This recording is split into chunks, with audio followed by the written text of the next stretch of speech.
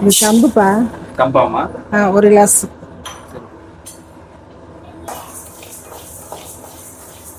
நல்லா வறுத்து தீயை குறைச்சி வச்சா நல்லா பொரிச்சு எடுத்து வச்சுக்கிட்டு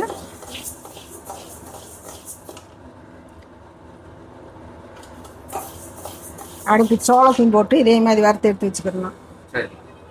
எடுத்து வச்சுட்டு கொஞ்சோண்டு பாசி பயிறு இப்போ அளவு காட்டுவேன். 1 டம்ளர் இதில் போட்டிருக்கேன் கம்பு, 1 டம்ளர் சோளம், 1/2 டம்ளர் பாசி பயிறு போட்டு 3 வறுத்து எடுத்து வச்சுக்கிட்டு அப்படியே ரேசம் ஆற விட்டு மிக்சியில் போட்டு பொடி பண்ணி கூழாக வைக்க போகிறோம்ப்பா. ஆமாம். இந்த வெள்ளை வெள்ளையா இருக்குதுலாம் அப்படியே அது பொரியும்ப்பா. ஆமாம், பொரியும். ரொம்ப சொன்னால் கருகில் வாடை வந்துடும், அதனால இதில் எடுத்துருவோம்.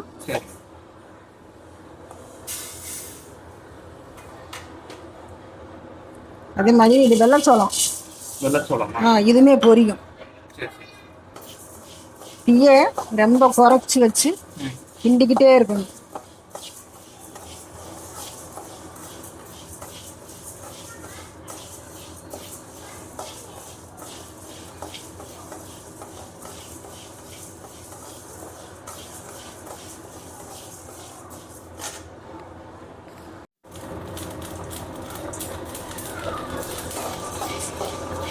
இந்த மாதிரி பொரியிற டைம் வரணும் நம்ம. நல்லா பொரியும். அதனால் ரேச சுடு தண்ணியில் 2 ஸ்பூனை போட்டு ஒரு கொதிக்கு வந்தோடனே சர்க்கரை கூட கொஞ்சோண்டு நாட்டு சர்க்கரை போட்டு கூட குடிச்சிக்கலாம். இல்லை பால் ஊற்றி குடிச்சிக்கலாம். ஆமாம், தயிர் ஊற்றி குடிச்சிக்கலாம். சாப்பாடு கண்ட்ரோலில் இருக்கவங்களுக்கு இது ரொம்ப நல்லதுப்பா.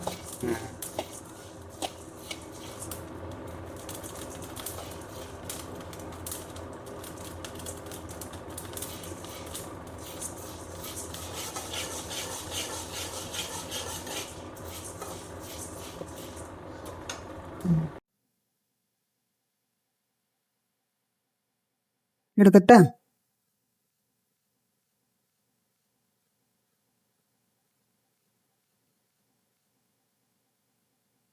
அது ஒவ்வொரு கிளாஸ் போட்டிருக்கேன்.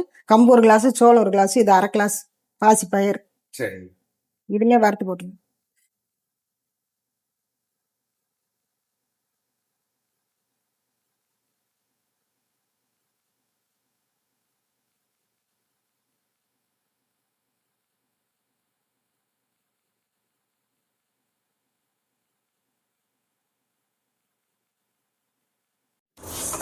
விதை வறுத்தாலும் தீயை குறைச்சி வச்சு வறுக்கணும்ப்பா. இது நேரம் மாறும், பச்சை நேரம் மாறிடும். வறுக்கணும். வறுத்து போட்டுட்டோம்டா லேசாக ஒரு 2 ஸ்பூன் போட்டு ஒரு 1/2 கிளாஸ் தண்ணி வச்சு அதை கொஞ்சோண்டு கலக்கி ஊற்றி விட்டோம்டா ஒரு கொதி வந்தோடனே அப்படியே குடிச்சிட்டு போய்க்கலாம். சரி, வறுத்தது போதும்ப்பா.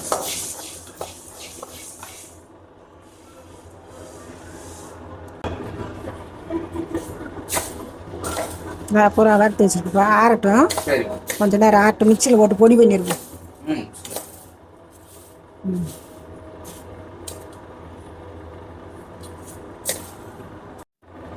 எண்ணெயை நல்லா காய வச்சு கருவாடு, குச்சி கருவாடு நல்லா சுடுதண்ணில் போட்டு கழுவி எடுத்து வச்சுருக்குப்பா. நல்லா வதக்கி வறுத்துக்கிடுவோம்.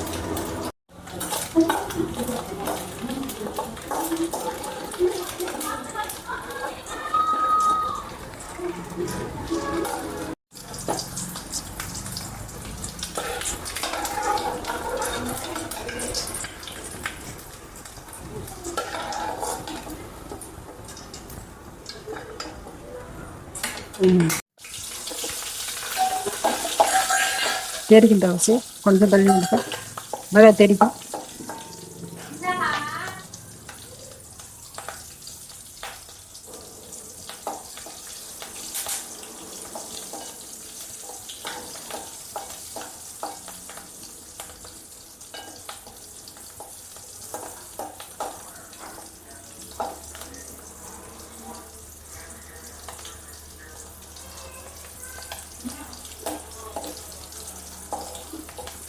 கருவாடோட வச்சிடும். இந்த வெங்காயத்தை கருவாடு ஒரு சென்னையில் இதெல்லாம் பொரிச்சுக்கலாம். சரிம்மா.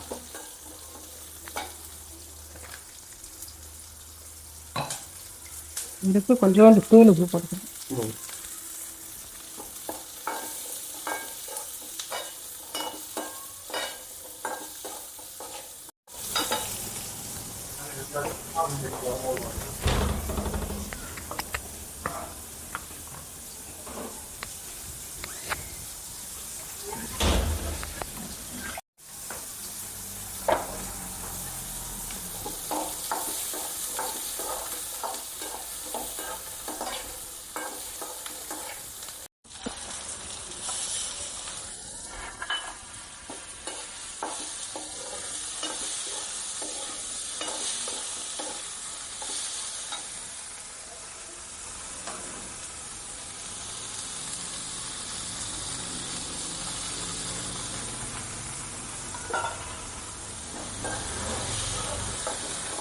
எல்லாம் வதங்கிடுச்சு. சரிம்மா. கருவாடு அந்த பச்சை மிளகாய் எல்லாம் உள்ள போடுறோம். பழைய பொரிச்சு எடுத்து வச்சதை உள்ளே போட்டு எல்லாம் சேர்ந்து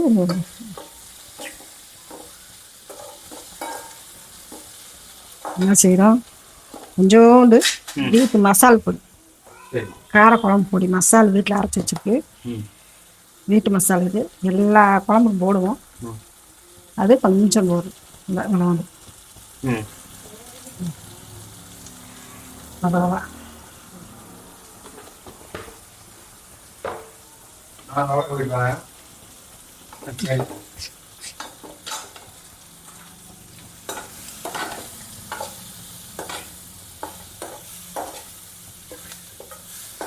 சாப்பிடுவோம் போட்டு.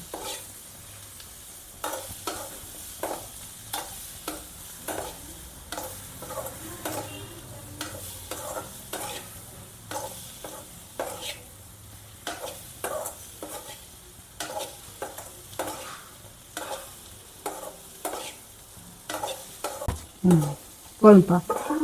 சரிம்மா. இது ரெடி ஆயிடுச்சு. கூழுக்கு நீ அதை மிக்சியில் போட்டு அரைக்கிறேன்.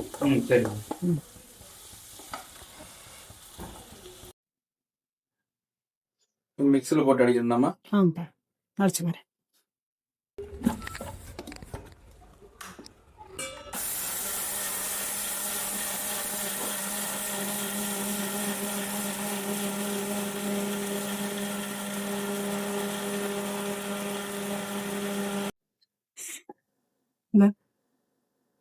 எப்படி மணக்குதுப்பா, சம்மட்டு மணக்குது. இது எப்படியே சுடு தண்ணி ஊற்றி கொஞ்சோண்டு வெல்லம் போட்டு அப்படியே பிணைஞ்சி சாப்பிட்டோம்னா இன்னும் ருசியா இருக்கும்.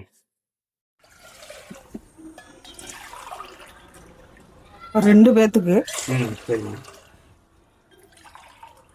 இதில் 2.5 கிளாஸ் பக்கம் வச்சிருக்கேன்.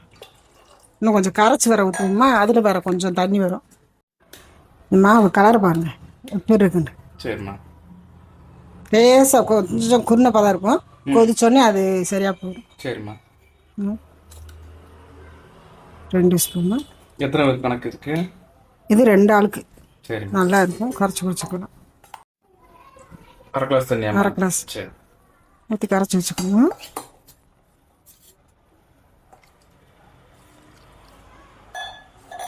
கட்டி அங்கே கரைக்கும் போது ஊற்றும் போது கிண்டும் போது கெட்டி விழுகாமல் கிண்டணும். ஊற்றும் போது இப்படி நீங்கள் அரைச்சி வச்சுக்கிட்டீங்கன்னா 1 மாதத்துக்கு கூட ஒன்றும் செய்யாது. வறுத்து வச்சிருக்கிறதுனால 1 மாதம் வண்டு விழுகாது, காராது.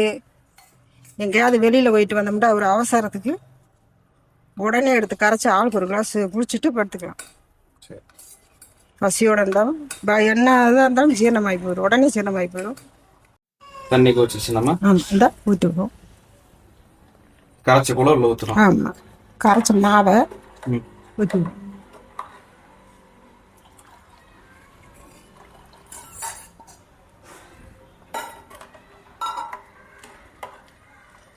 நல்லா 2-3 பேரும் கூட குடிக்கலாம். நல்லா கெட்டியாகுமா? வெந்து கெட்டியாயிரும். உப்பு தேவைக்கு நீங்கள் வெண்டை போட்டுக்கோங்க. எவ்வளோ போடணும்.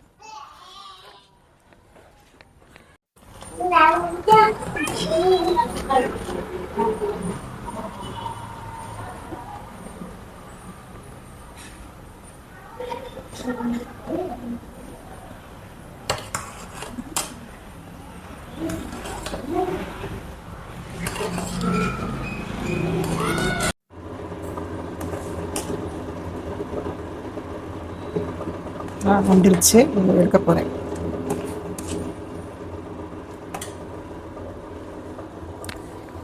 பால் எதுண்டாலும் சேர்த்துக்கலாம். தயிர் சேரவங்களுக்கு சேர்த்துக்கலாம், சேராதவங்க பால் ஊற்றிக்கலாம். அதில்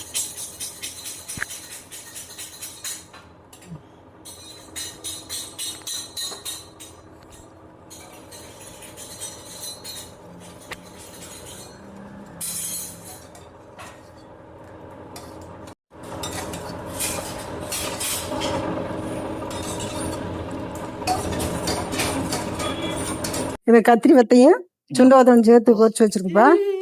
இது அப்பளம், கருவாடு, அதில் வெங்காயம், பச்சை மிளகாலாம் போட்டு வச்சு